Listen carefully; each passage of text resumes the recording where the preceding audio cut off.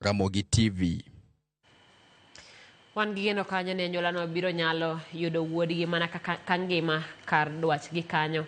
Kaok kamano, wadhi nyime kama jakom mar duol mar National Gender and Equality Commission manonjek Rehema Jalesa koro dwaro mondo riwruoge mopogore kedo kod lwenje mag kit chwech onywak lwedo mondo duok piny buche mag lwenje mag kit chwech masani jimbore e pacho ka. Koloso odiochieng' manyoro e kinde ma duolno nochako romo mag twak mar ndalo adek e kaunti ma Isiolo e wi lwenje mag kit chwech. Jalesa okoni okenge madito osego mano ni kit chwech duto romre kendo chiwo ratiro mar loso.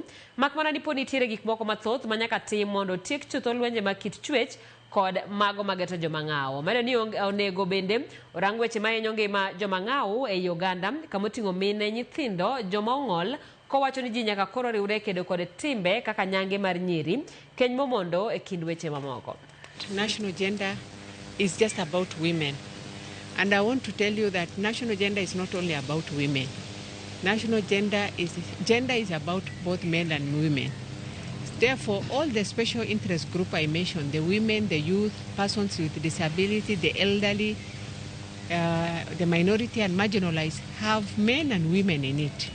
So as one of intervention to address the question, and I'm glad it was raised even in the meeting, and I'm glad we have a deputy governor who is a champion for male child. The commission is now starting to focus on male engagement.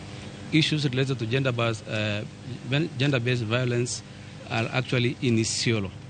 So in this regard, as a county, through the leadership of our Governor, Abdi Ibrahim Hassan, our manifesto has clearly touched on issues related to gender-based violence, right from the manifesto number 1, which is tackling security, the security for women and children and those who are vulnerable.